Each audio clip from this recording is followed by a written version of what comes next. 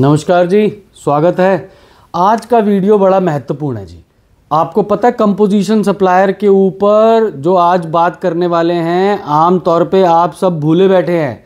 CMP 01 तो file कर देते हैं, आप क्वार्टरली बेसिस पे टैक्स पे कर देते हैं, लेकिन GSTR 4 जो है वो आपको एनुअल फाइल करनी है, 30 जून तक फाइल करनी है। ना ना ना ना ना ना, इस वीडियो में सिर्फ ये बात नहीं करने वाले हैं हम, ये तो आपको पता होगा। आज हम बात करेंगे कि क्या कंपोजिशन सप्लायर को भी रिवर्स चार्ज में टैक्स देना है। आंसर है हाँ, देना है सर। पूरा वीडियो देखिएगा और बीच में मत छोड़िएगा, आपको समझ में आएगा कि कैसे कंपोजिशन सप्लायर को कहाँ देना है और कहाँ नहीं देना है। मित्रों, दो एंट्रीज की बात करेंगे। एक पहली बात है renting of immovable property other than residential dwelling unit.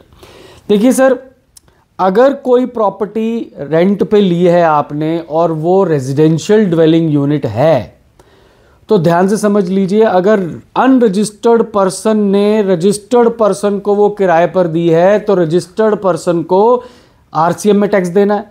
ये 18 जुलाई 2022 को एंट्री आई थी, entry number 5 AA of notification 13/17 CTR।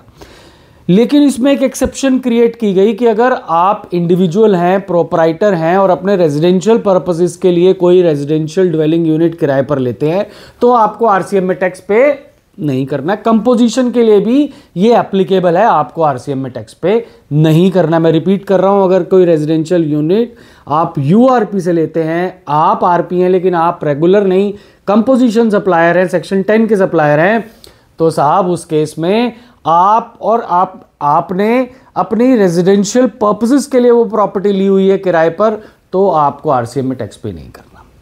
लेकिन अदर देन रेजिडेंशियल प्रॉपर्टी जो है, रेजिडेंशियल ड्वेलिंग यूनिट है, उसमें अगर URP टू RP है, अनरजिस्टर्ड पर्सन लैंडलॉर्ड है और रजिस्टर्ड पर्सन टेनेंट है, तो भाई साहब रजिस्टर्ड पर्सन को उसके ऊपर टैक्स पे करना पड़ेगा। लेकिन ध्यान रहे, कमर्शियल प्रॉपर्टी में अगर लैंडलॉर्ड रजिस्टर्ड है, मतलब अदर देन रेजिडेंशियल ड्वेलिंग में लैंडलॉर्ड अगर रजिस्टर्ड है, तो भाई साहब वो फॉरवर्ड चार्ज में टैक्स लगाएगा। रजिस्टर्ड पर्सन अगर रेसिपिएंट है भी, टेनेंट है भी, तो उसको RCM में टैक्स पे नहीं करना।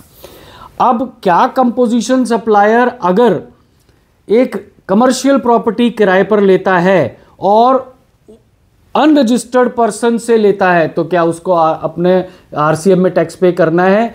आमतौर पर तो बात समझ में आती है हाँ, लेकिन उन्होंने एक एक्सेप्शन क्रिएट किया कि भाई साहब अगर कंपोजिशन सप्लायर अनरजिस्टर्ड पर्सन से कमर्शियल प्रॉपर्टी किराए पर लेता है तो उसको RCM में टैक्स पे नहीं करना। तो फिर कहां करना है साहब? मेटल स्क्रैप की एक एंट्री जो है आपकी एंट्री नंबर चैप्टर नंबर 72 से 81 जो कस्टम टैरिफ एक्ट के चैप्टर है, उससे अगर कोई मेटल स्क्रैप खरीदते हो और URP से खरीदते हो, तो अगर आप कंपोजिशन सप्लायर हैं और रजिस्टर्ड पर्सन तो होंगे ही, कंपोजिशन सप्लायर है, तो आपको RCM में टैक्स पे करना है। भूलिएगा मत सर, अगर आपने टैक्स आज पे नहीं किया कंपोजिशन में तो आपको भविष्य में डिपार्टमेंट पे कराएगा। हालांकि क्रेडिट तो वैसे भी कंपोजिशन सप्लायर को नहीं मिलता, लेकिन ब्याज और पेनल्टी का बहुत ही बड़ा प्रभाव उसके ऊपर होगा।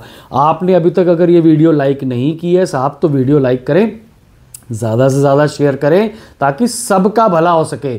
और अपना GSTR 4 फाइल करने से पहले ये रिवर्स चार्ज की एंट्रियों का भूलना मत, ताकि भविष्य में इंटरेस्ट और पेनल्टी से आपका सप्लायर, आपका क्लाइंट, टैक्स पेयर बच सके। बहुत बहुत आभार, धन्यवाद।